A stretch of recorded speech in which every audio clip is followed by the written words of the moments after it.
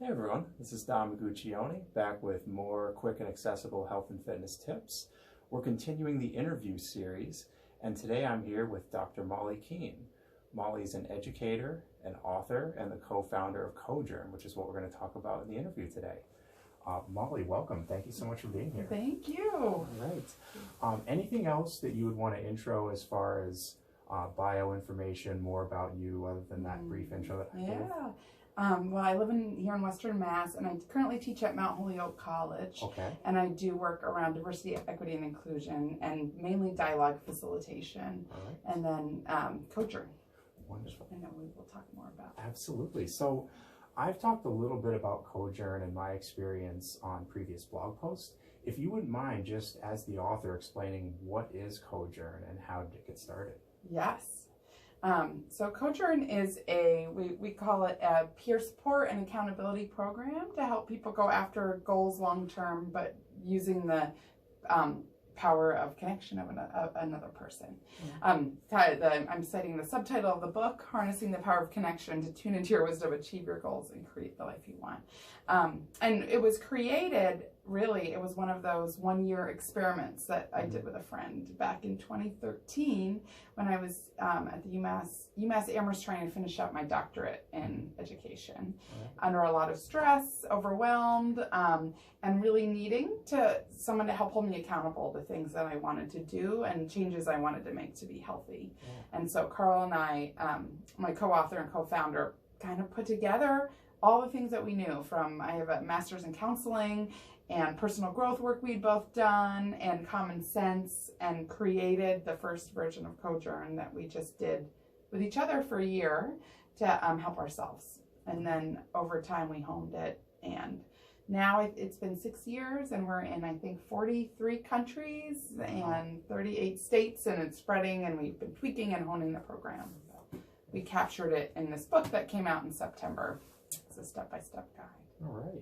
And this is the book, so you can get a look on the video.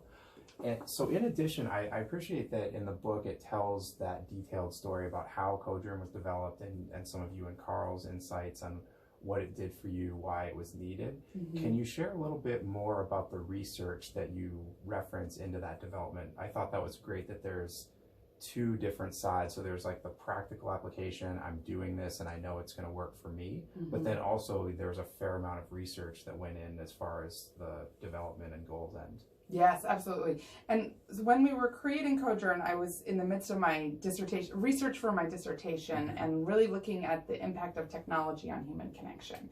And a lot of that research was informing the creation of this program.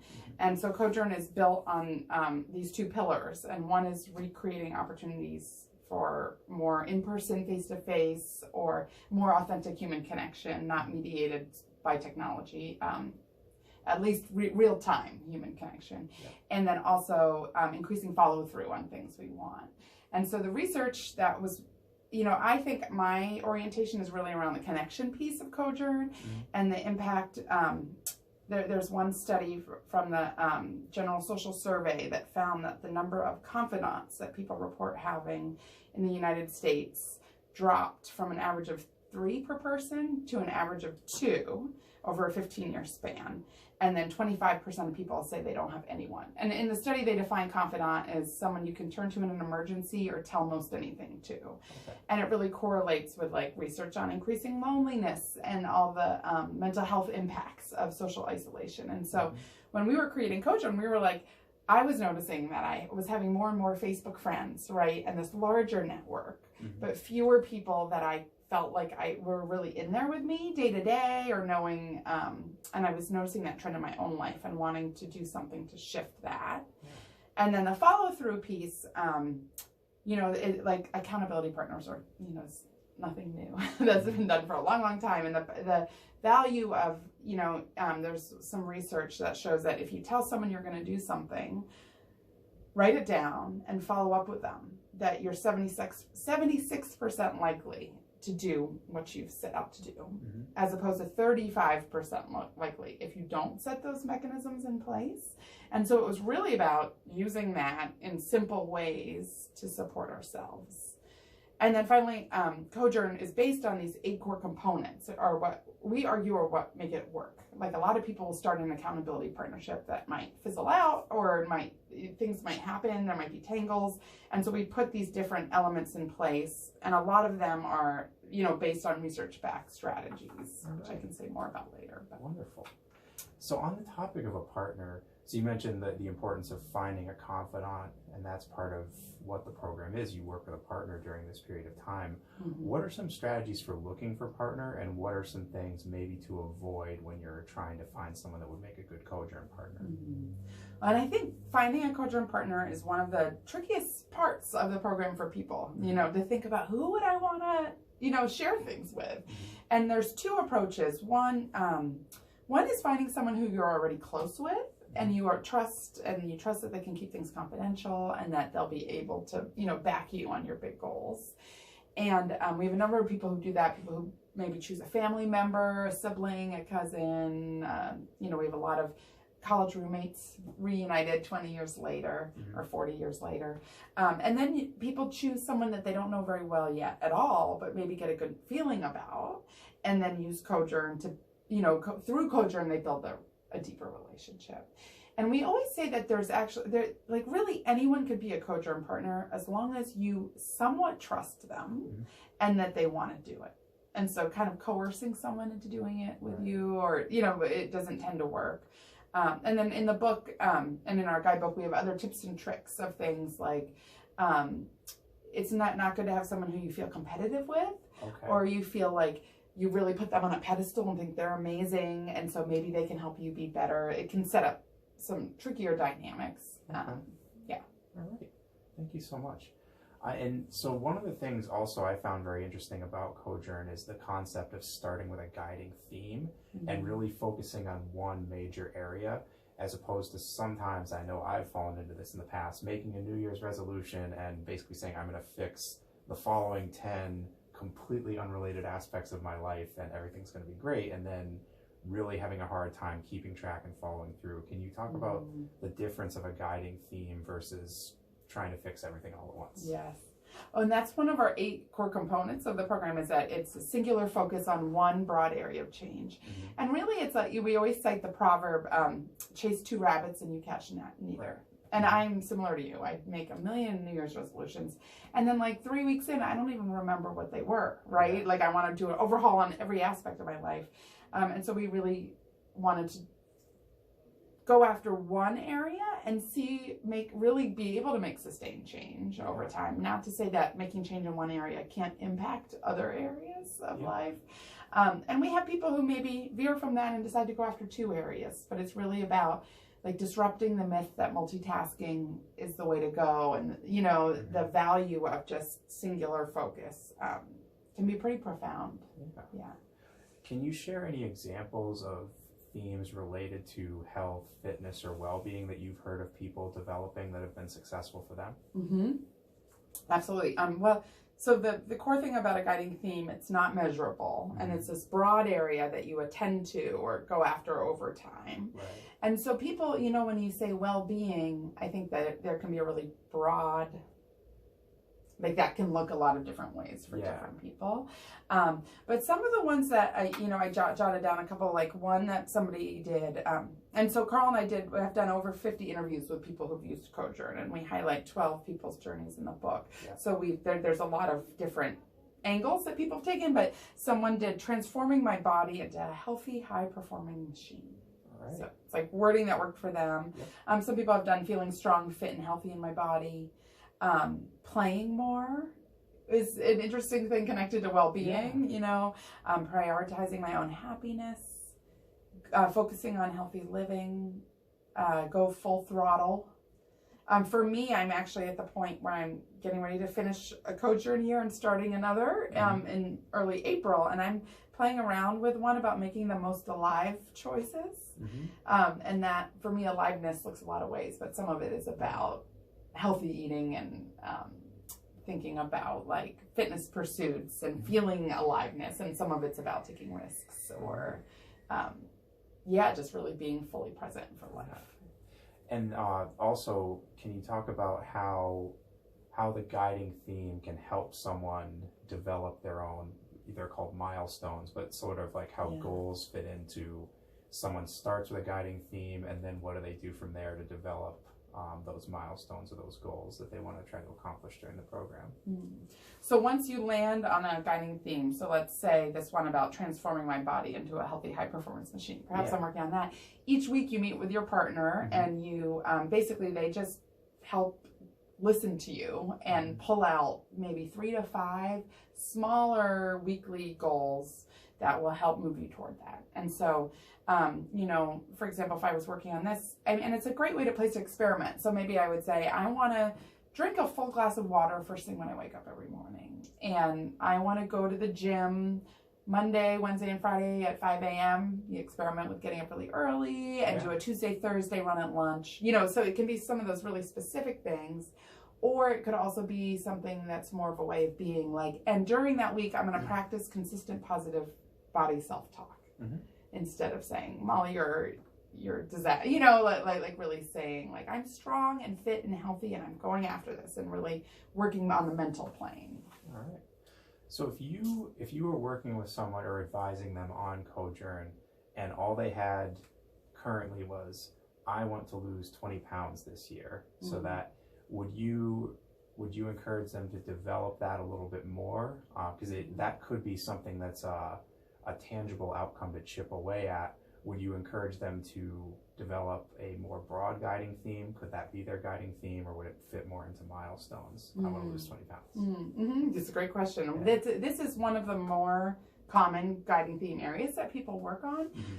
What I would say was, the first question I would ask them is why they want to lose 20 pounds and have them really do a little bit of thinking around that. And once they know that, then use that maybe to shape the guiding theme. Because I want to lose 20 pounds is something that's measurable, right? So they could lose 20 pounds, and depending on their, you know, in 3 months or in 2 years, you know, usually CoJourn is around a year-long process. We've been experimenting with shorter 3-month processes. Right. But so let's say I say I want to lose 20 pounds because I want to feel strong, fit, and healthy in my body. That is what we would encourage more as the guiding theme. And losing 20 pounds would be more an outcome of moving toward that. But perhaps I only lose 10 because I gained a lot of muscle and I feel incredible, after a year. Or perhaps we invite people to also think about creating guiding themes that feel enlivening or like a gift to themselves, rather than something that is coming from the inner critic or how society is saying we should be. So maybe initially I thought I needed to lose 20 pounds, but it's because I don't look like the people in the magazine that the world is saying I should look at. And really it's more about working on self-acceptance and healthiness, and feeling alive and strong and happy. And so we usually encourage people to excavate it more and then come into alignment with really what makes sense for them and what they want. So since I work on a health and fitness blog, I really appreciate that example of maybe you don't lose the 20 pounds, but you've gained some muscle, your clothes fit better, you feel great, you have more energy. So how does the program address the concept of failure, maybe to use that term, or not completing a goal or a milestone?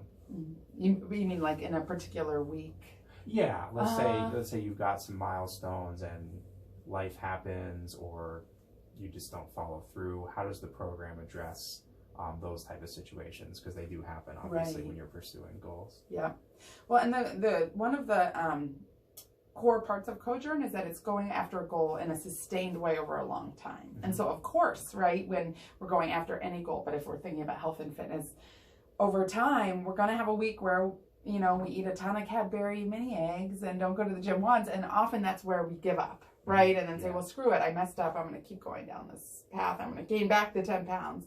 And so the goal of CoJourn is to hold ourselves with compassion in those times and have to connect with our partner and really show up for exactly what's going on, and being kind to ourselves. And one of the other research-backed components that we talk a lot about is the power of self-compassion, and that actually makes us more likely to long-term follow through on what we want.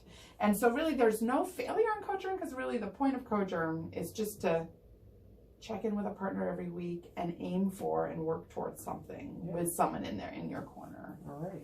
I'm going to turn this question around on you for a second, because I know you've been using CoJourn yourself, and I believe related to health and fitness goals. Yes. Is that true? It's true. So how has failure, or how has that come up so far for you in your process, or has it? It has, and it's encouraged me to reflect, and my partner's been very helpful with that. Reflect on, why did I fall short of this milestone or this area that I've set up for myself? And I found that most of the time it's a combination of factors. It's very rarely been because I just didn't feel like following through and I'm slacking off. So there's usually been something like, okay, maybe it wasn't realistic for me to make these 5 or 7 changes in the span of 1 week, especially working a full-time job, having a young child.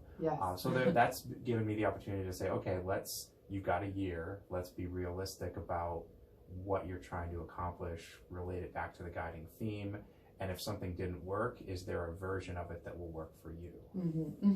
So and I think that's a really common, that somebody maybe will make a goal 1 week and then need to remake it again for a second week, or maybe you did a little piece of it, right, but then perhaps want to continue working on it or working toward it. And what I've appreciated, I don't know if this is related to the question, but it's given me the ability to think about bigger goals and sort of like chunk them down into more manageable sections. Like I thought about having the goal of doing a diet plan called the Whole 30, which is basically like you have rules that you need to follow, guidelines you need to follow for 30 days related to the types of food that you eat and the types of food you don't eat.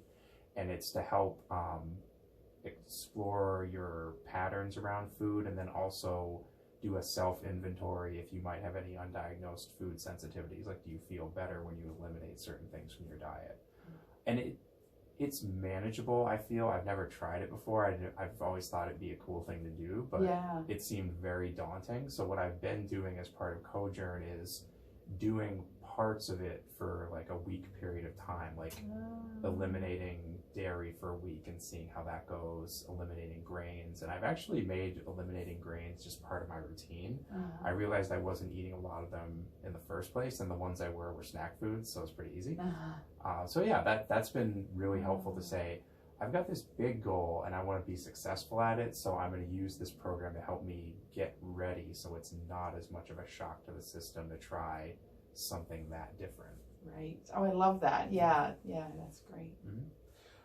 One other question I had related to the program and the structure is if you could talk about path maintenance goals and how they play a part into the CoJourn program, what they are and how they play a part into it. Well, the reason we have what we call path maintenance goals, because often when you have an accountability partner, right, and you're working towards something like health and fitness, sometimes there are other areas of our life that we also could use a little accountability around.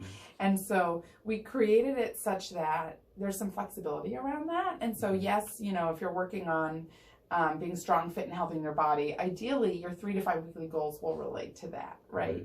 But perhaps your roof is leaking and you have not been able to get yourself to call the roofer, and you just want to sneak in a little accountability with your CoJourn partner to get yourself to do that. And so we always say we recommend always restating what your guiding theme is and making, at least a few of the weekly goals directly connected to it. But using it for path maintenance at different times can be really helpful. So for me, I'm working, I'm starting to think about taxes because it's mid-March and that's and I'm terrible at getting myself to do it. And every year it's August, April 13th and 10 at night, and I'm surrounded by, and so knowing that, I might sneak in a path maintenance goal this week about let me just pull out the folder and spend a half hour, looking at it. So. Yeah, I found it's a great way to get rid of lurkers on your to-do list. And realistically, I appreciate that the program frames it in a way it's not just accomplishing these tasks, it's freeing up more time and mental space for you to work toward your guiding theme. So that's been helpful for me as someone who's been doing the program.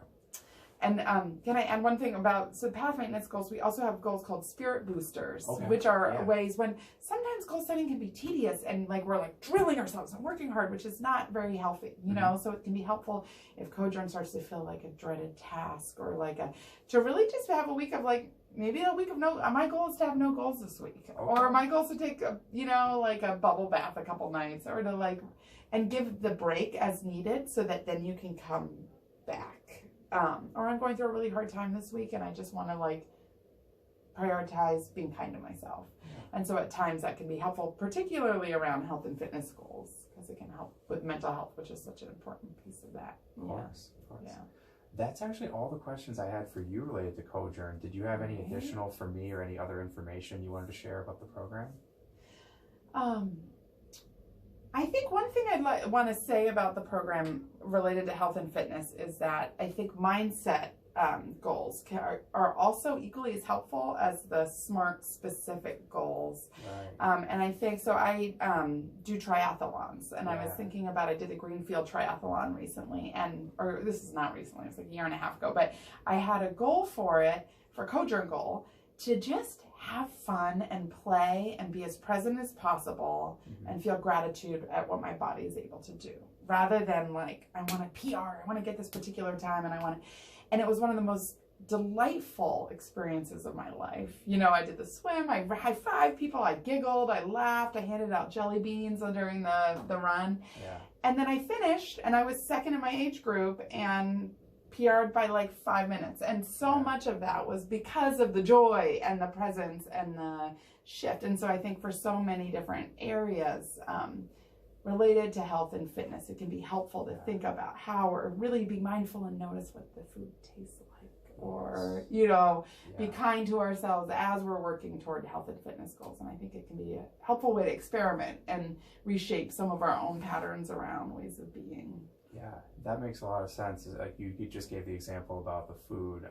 So some of my milestones have been related to dietary changes, and one of them was really exploring okay, I know snacking can be an issue, and it's something I know I want to change. So one idea I got from listening to the Whole30 author was thinking about when you're looking for a snack, or you're looking for something that tastes good and you're not necessarily hungry, it's not the mealtime, you need to take a little inventory of your mindset and say, what am I really looking for here? I'm not really hungry. I know I don't need to eat. So what is this food doing for me, and why am I reaching for it right now? So absolutely. Oh, I love that. Yeah. And do you have anything else around you're thinking about CoJourn and health and fitness goals that I will share again, I found it to be very helpful for me. I'm excited to see it through for the course of the year, because I've got some bigger goals that I want to accomplish. One of them definitely being doing the Whole30 and sort of documenting how that goes in the blog. I think that'll be another added accountability feature. And also I want to, so in completing CoJourn for a year and some of the milestones and the lifestyle changes that I'm starting to adopt, I want to really put it to the test around the holidays, if that makes sense. So that's where the mindset and your routine and your purpose really comes into play, because it's very easy to get out of routine and say, well, I'm going to all these parties, people are bringing treats into the office, and then it just becomes sort of a slippery slope of you've slipped out of some of the good habits that you've created. So I've never been in a position where I've made a plan going into the holidays as to how I'm going to still enjoy time with friends and family, still enjoy some treats, but to be successful also and not come out of that period of time feeling worse than when I went in, as far as my health, my energy levels, all those factors that can come from a little too much overindulgence. Right. Oh, I'll be excited to hear about that. Yes. And I'll be reporting. Check out your blog for the updates. Yeah. Absolutely. Yeah. So one last thing is, if anybody had questions or wanted more information about CoJourn, what is the best way for them to find information about CoJourn, or to follow up with you if they happen to have any questions? Oh, yeah.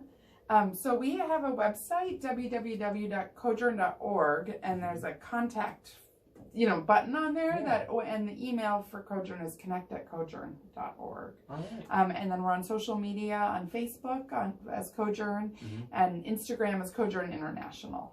And so any questions or comments could come in any of those ways. And then our book is available online from Barnes & Noble, Amazon, all the major booksellers. Excellent. Yeah. I'll make sure to link the website in the notes section and blog post as well, so it's easy to find and people can get a hold of you if they need to. Great. All right. Okay. Well, Molly, thank you again so much for joining me today. Really enjoyed the conversation and getting a little bit deeper into CoJourn for people looking at the blog. Yes, thank you. It was a Thanks. joy. Thanks.